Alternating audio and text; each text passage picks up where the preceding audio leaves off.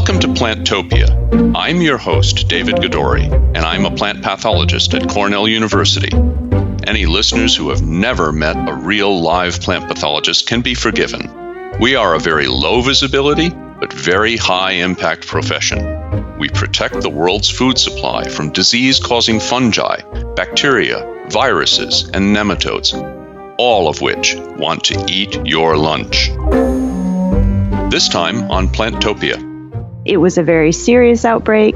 People died. It was in, I believe, 26 states in the end. The Center for Disease Control estimates that every year, 1 in 6 Americans suffer foodborne illness. Things like E. coli 157H7 is the secondary sequelae of hemolytic uremic syndrome is the leading cause of kidney failure in children under the age of 5. In this episode, we're going to delve into the issue of food safety and look at the constant battle to provide fresh foods that are so necessary for a healthy diet, but can carry microbial hitchhikers that can do some pretty awful things. Continual watery diarrhea for long periods of time. Symptoms like diarrhea, fever, or vomiting. Who wants explosive diarrhea? These are symptoms you don't want to experience long term. Yes, I did warn you. Today we're talking about food safety and what you can do to make sure that the choices you make in choosing a healthy diet actually keep you healthy. Hi, my name is Betsy Bihn. I'm a Senior Extension Associate with Cornell University and Director of the Produce Safety Alliance, the National Good Agricultural Practices Program, and the Institute for Food Safety at Cornell University. My name is JP Dundore-Arias, and I'm an assistant professor at California State University, Monterey Bay. We tend to think of ourselves as we're healthy and we're eating a healthy diet. And yet there is a fairly common occurrence called the stomach bug, and I think we've all experienced this, and it has some rather gross symptoms. We attribute this to some kind of pathogen that we've acquired, but we don't necessarily trace it back to our food. How often is a stomach bug really a symptom of something that we've done improperly, either in sourcing the food, preparing the food, or we've contaminated the food somehow in our handling of it? That's really tough to tell you how often. If you look at statistics, they say roughly 1 out of 6 people will have a foodborne illness every year. And the question becomes, when you get the stomach bug or when you have this, where did it come from? I think a couple of things are relevant here. In the broader scheme of foodborne illnesses, there's essentially 3 types. There's intoxication, which is where you eat a food that has a toxin in it. And usually that type of foodborne illness, people are sick pretty short term, right? They're experiencing those symptoms right away, depending on what the toxin is.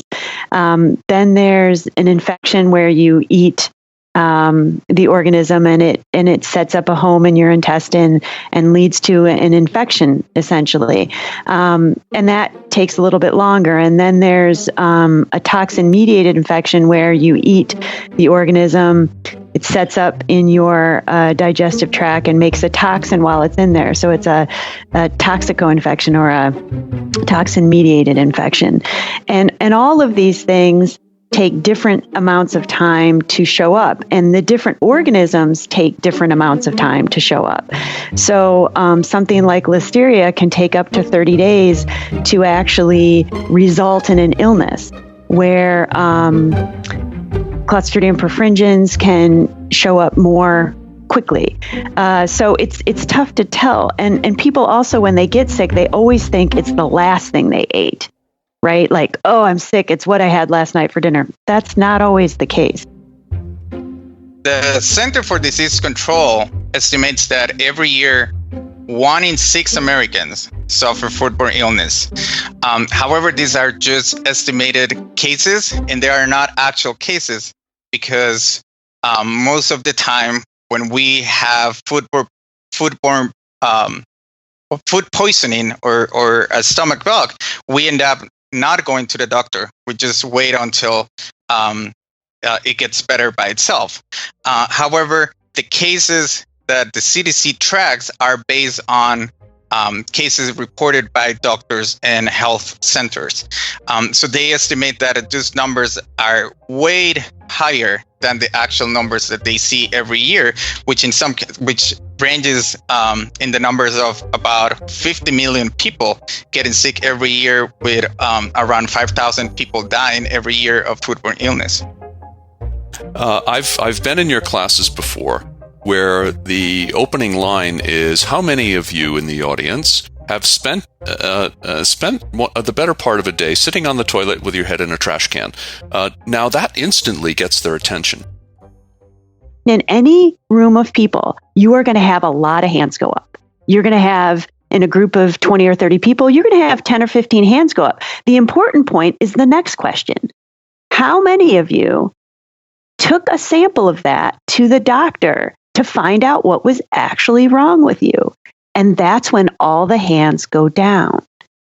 And so when we talk about foodborne illness and all the data says estimate, the reason it's an estimate is because a lot of foodborne illnesses people recover from.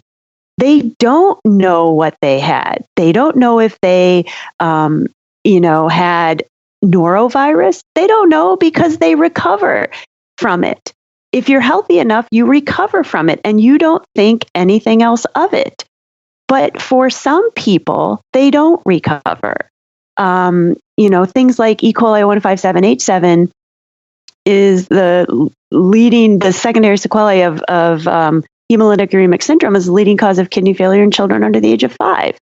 And so it is important. I love that question because what it demonstrates is, I may have had a foodborne illness, but I recovered and I went on with my life.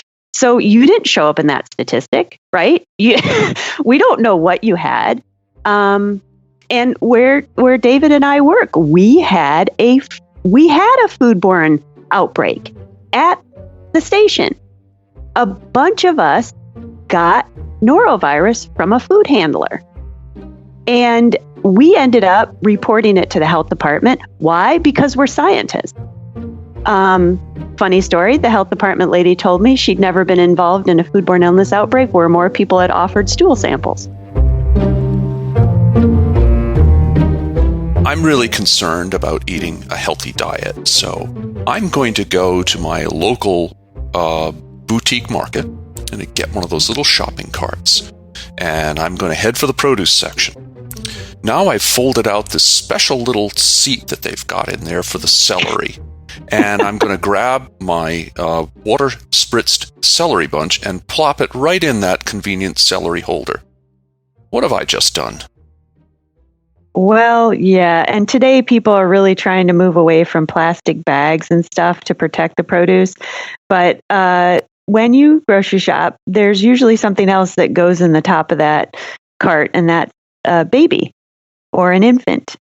And so it is funny that people put the produce in the same place where babies' backsides tend to sit in a grocery store. That is an interesting thing that happens. How does one address this conundrum? There is a movement away from overuse of plastics, and yet partitioning the foods that we buy at the retail level is a really important step in preventing cross-contamination. So what's a shopper to do? When you shop, it is very important to think about where you're putting things in your grocery cart. And keeping things from getting cross-contaminated, both while you're shopping as well as in the bags between the grocery store and home, and then what you do at home. So the most likely result of cross-contamination is usually from raw meats to fresh produce, because fresh produce, if you eat it raw, doesn't receive a cooking step to kill what's on there. So when you're shopping, it's important to keep your raw meats away from your fresh produce so that you don't have that cross-contamination happen. So that's important both in the shopping cart, in the bags where the food is packed, and then, of course, when you get it home. Also comes into place while you're cooking to make sure, cutting boards that you use for raw meat are also not used for cutting up fresh produce. A big one we see with summer coming up is when people take stuff out to the grill, making sure that plate that you take that has the raw hamburgers on it, that plate comes in and immediately goes in the sink to get washed or into the dishwasher and isn't used either to put the cooked meat back on or to put fresh produce out on the plate either. Do you have any practical advice for exactly how people should or should not wash fruits and vegetables? The practical advice is rinse your fruits and vegetables prior to consumption under cool running water. That is the recommended advice from USDA. That is the advice I recommend. A lot of folks will ask, should I rinse my produce in diluted bleach solution? Should I add a little bit of soap? The answer is no.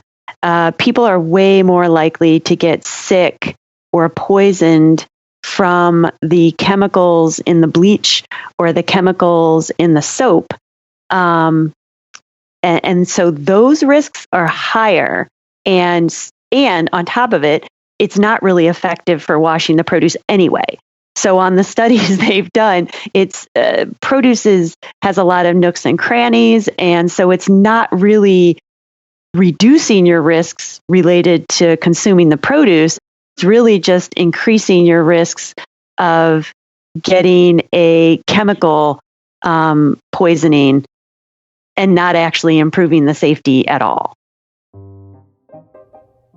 There is significant work that has been done by food scientists and for many plant pathologists who have worked on these systems for a while and have been able to describe that these pathogens, even though, again, they are not plant pathogens, they have the capacity to inhabit, colonize, and in many cases enter the plant tissues, which, even though they don't have the capacity to go directly through the plant epidermis because they don't have the mechanisms necessary to penetrate the plant epidermis or hijack the plant defense mechanisms, they can actually use wounds or cracks that the plant might have, natural wounds or actually pathogen or insect wounds, and enter the plant. And once they are inside of the plant, they can obtain nutrients that are in the vascular system of the plant and establish there.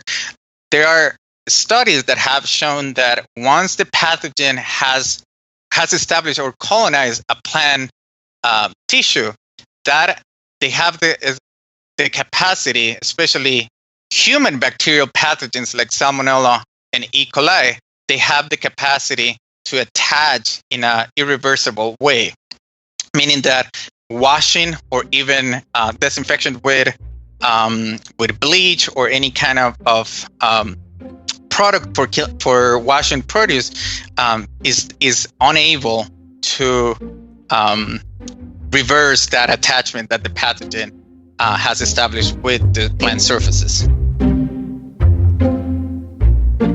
We're encouraged to eat more fresh fruits and vegetables for a healthy diet. And yet, because these fresh fruits and vegetables are not cooked, they're more susceptible to transmitting a foodborne pathogen. So what's a vegetarian to do?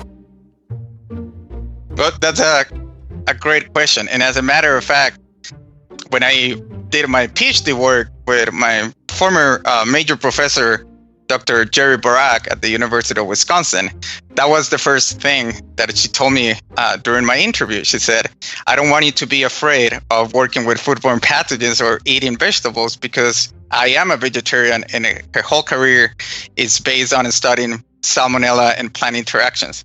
I would say that there is definitely the risk of contamination or illness with consumption of fresh produce, just because despite the efforts of the industry of implementing pre-harvest and post-harvest interventions to mitigate or reduce the risk of contamination, there is not a killing step per se. We don't pasteurize or boil food that is supposed to be ready to eat fresh produce. So the fact that, yes, we are now eating more fruits and vegetables as a way to maintain a more healthy diet, which increases the risk of encountering these pathogens, the risk is very, very low. If you think about the numbers of cases that happen every year, foodborne illness cases that happen every year are very small. Yet outbreaks, multi-state outbreaks happen, and they are just the result of a perfect storm. Is nothing different than what we know in plant pathology as the disease triangle. You need to have a host, a pathogen, in the right environment. In the case of foodborne illness, you need to have that perfect storm. There's perfect conditions that lead to that contamination of the produce. And once that happens, it is almost impossible to get rid of this of that contamination, because if you think about these foodborne pathogens are not plant pathogens, so there is no symptoms or visual evidence of the contamination, which makes it really hard for the growers and the consumers to identify potentially contaminated produce. Well, you don't have to only eat fresh vegetables, right? So cooking your vegetables in some cases actually releases more nutrients than eating the vegetable raw. So it is important for a healthy diet that you eat a broad array of fruits and vegetables, but you don't have to feel limited to fresh fruits and vegetables. So I want to start there. We love eating fresh fruits and vegetables. That is true. As a nation, we enjoy eating fresh salads and raspberries, strawberries, blueberries. We absolutely enjoy eating all these things fresh, and that's a very good thing. But I do want to start by saying eating fruits and vegetables doesn't always have to involve eating fresh produce. And when you think about the safety of fresh produce, overall, it's very safe. We eat a lot of fruits and vegetables. Do we have illnesses? Yes, we want to acknowledge that, but we don't want to lose sight of the long-term impacts of eating fruits and vegetables. Eating fruits and vegetables reduces your chances of certain cancers. It increases the likelihood of maintaining a proper body weight, which reduces risks associated with obesity. It reduces the likelihood of diabetes and other long-term chronic illnesses. So eating produce, fruits and vegetables in any state, fresh or cooked, is very important because of those benefits to your health. The issue is that sometimes we do have foodborne illness outbreaks associated with fresh produce, and how do we reduce those risks? When you think about it from a farm perspective, growers use what we call good agricultural practices, and they look at how they produce fruits and vegetables, including things like the water applied to the crop, how workers are trained to reduce risks during harvest, use of soil amendments, including manure. So ways to reduce risk during production is where the focus has been at the farm level, and that moves through the food system as it goes to retail and onto the consumer. Plantopia is brought to you by the American Phytopathological Society, or APS, to honor the United Nations celebration of 2020 as the International Year of Plant Health. Healthy plants can help us solve world hunger, stabilize the world's climate, protect our forests, and add beauty to our lives. Now, back to the show. I don't think I'm going to get out of this dilemma by shopping at an upscale store for organic produce, am I?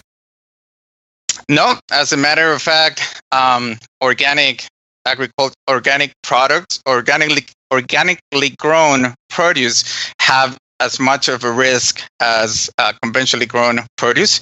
There have been several studies showing that both organic fertilizers can be sources of produce contamination, but in other cases, also there have been studies that shown that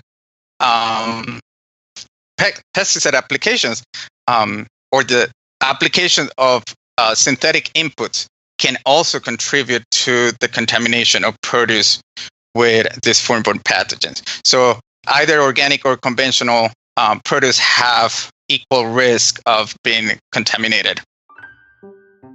It has to do with the practices that are used on individual farms. And I have been on some small farms that do things that scare me, and I have been on large farms that do things that scare me. And that I think when I say scare me, I mean they're doing things that are increasing the microbial risk to their crops. And so there is no one size fits all or one size is better or conventional is better than organic. It really has to do with what are the practices they are using on the farm and how do those practices reduce the microbial risks that are out there. It goes from farm to fork. Every person in the supply system, farmers, farm workers, packers, retailers, distribution networks, consumers, we all have a part to play in protecting the food system and ensuring that what we eat is safe. We all have a piece to play in that. Now, at the producer level, there have been several regulatory changes in the past few years involved in the way crops are harvested, the way they're handled, and the traceability of crops. And in fact, that in itself is a remarkable technological achievement that allows us now to pick up a packaged item in a market, and it can be traced back to very precise coordinates and times at various parts of the country. How did that come about? Well, first of all, that's not universal. So you can do that with some products, but you can't do that with all products. So, and how it came about, where it seems to be most likely to happen are in commodities that have had trouble in the past. After the 2006 spinach outbreak, the leafy greens industry engaged with the United States Department of Agriculture to establish the leafy greens marketing agreement, and that set a number of standards for the production of leafy greens, predominantly in California and Arizona, but other suppliers of leafy greens engaged with the LGMA as well. And then, of course, in 2011, with the passage of the Food Safety Modernization Act, we saw the first ever regulation that governs fresh produce come into being, and we refer to that as the Produce Safety Rule.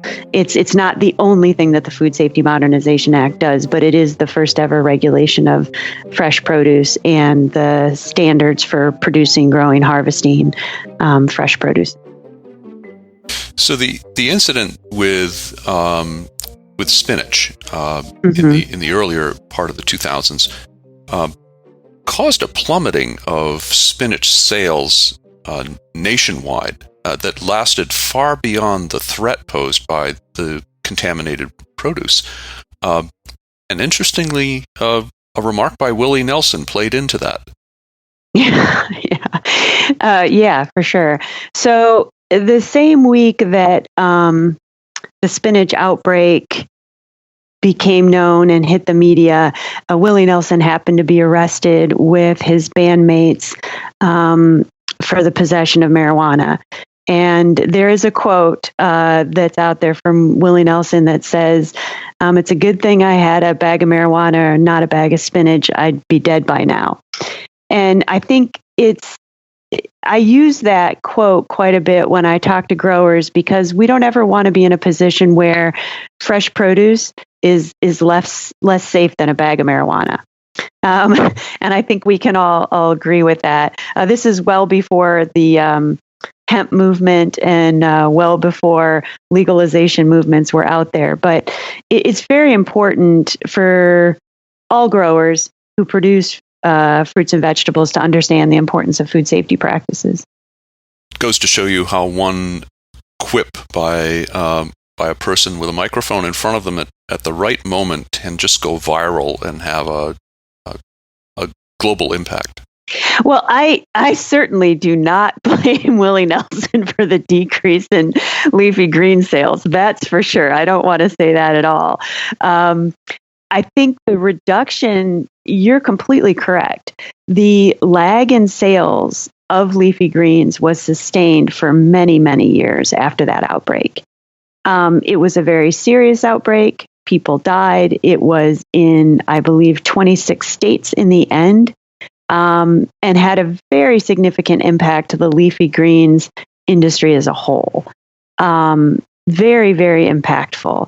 And certainly the outbreaks that have continued in romaine have definitely had a very negative impact on sales and on people's confidence in leafy greens. And that is something we absolutely have to address, because as we know, consuming fruits and vegetables is very good for you. So we want to give people access to fruits and vegetables to maintain good health. That's critical. So what are the big threats to the safety of the food supply presently? Well, the thing we see with outbreaks related to fresh produce is that there's a lot of different organisms that have been linked to outbreaks. So you're not talking about just one organism. You're not talking about just one commodity. It's not just one region of the country that we're worried about. And so when you think about how to deal with it, you have to think broadly about risks that happen on every farm. What's the water you're using when you grow produce? Is that water from a municipal source, a well, a protected well, an open well, or a surface water source? What are you using to fertilize and to grow the crop? You're a plant pathologist. All of these things that are necessary for keeping a plant happy are important, because we have to get the plant to the point where it can create a fruit or a vegetable that can then be harvested. So are you using soil amendments that have any risks? Are you using raw manures? Are you using other soil amendments that carry microbial risks? Then when we talk about fresh produce, it's harvested by hand. Humans are most likely to spread human pathogens. So giving workers access to hand washing, teaching people what it is to properly wash your hands. How do I properly wash my hands? When is it critical that I properly wash my hands? How do I, as a person, spread pathogens? And when I'm working, how do I prevent that from happening? Those are just a few of the areas that we talk about and that are addressed in good agricultural practices. I might be a bit outside the curve on this, because I don't know if I've ever ingested anything that's made me sick. I eat very much like a dog. If I feel bad, I just go outside and eat some grass and lie down, and I'm fine. But do people differ in their sensitivity to these pathogens? Yes, as a matter of fact, again, most of the people tend to just overlook the occurrence of these foodborne illnesses, and they just wait out until the issue kind of like solves by itself. The body, the reason why we start vomiting and having diarrhea is because the body is trying to shed out that pathogen that is not recognized as part of the natural human microbiome, and then the gut microbiome, and the body is trying to just get rid of it.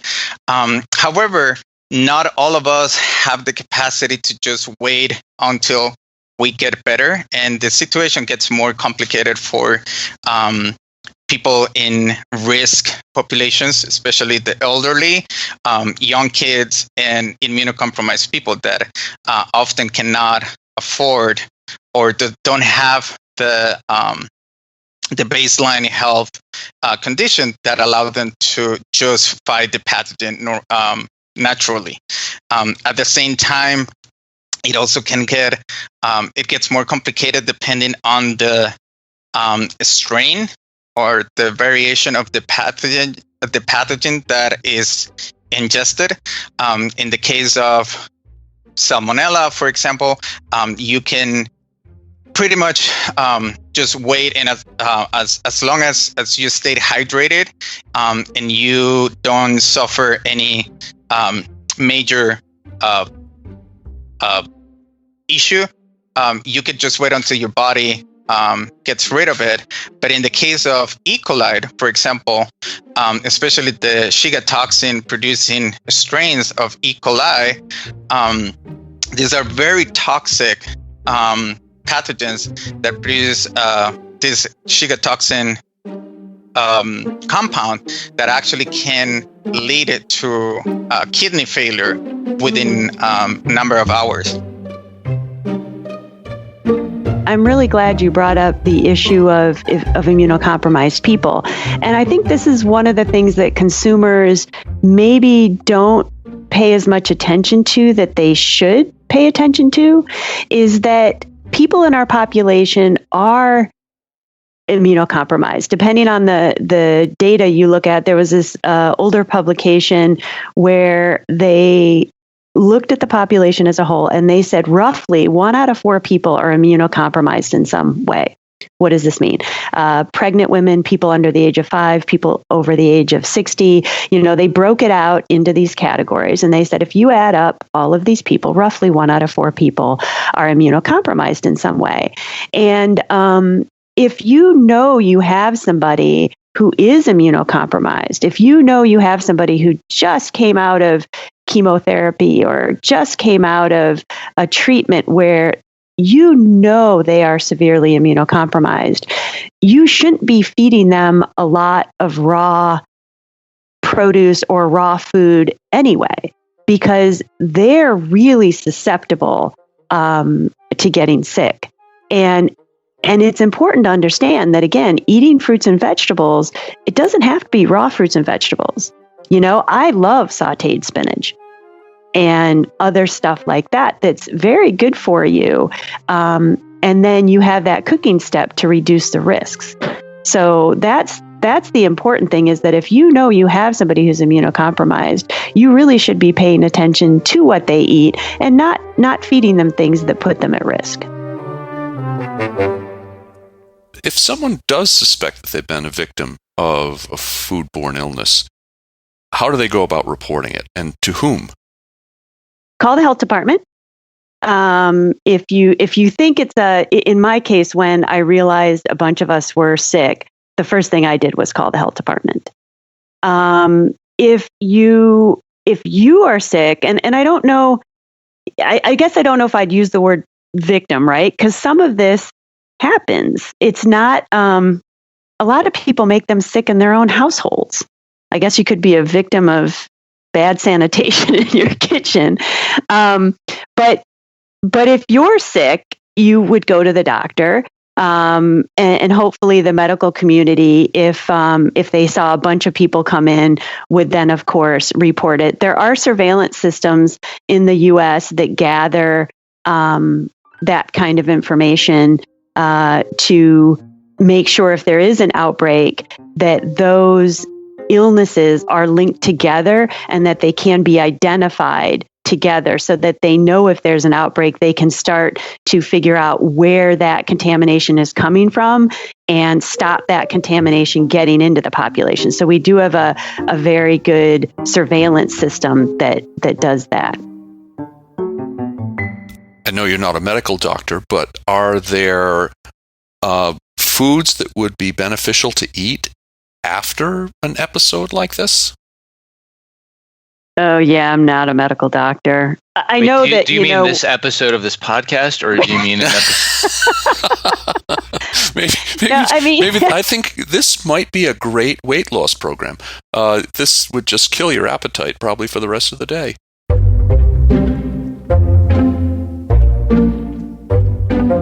For more information about the International Year of Plant Health, visit us at plantopiapodcast.org. Thanks for listening.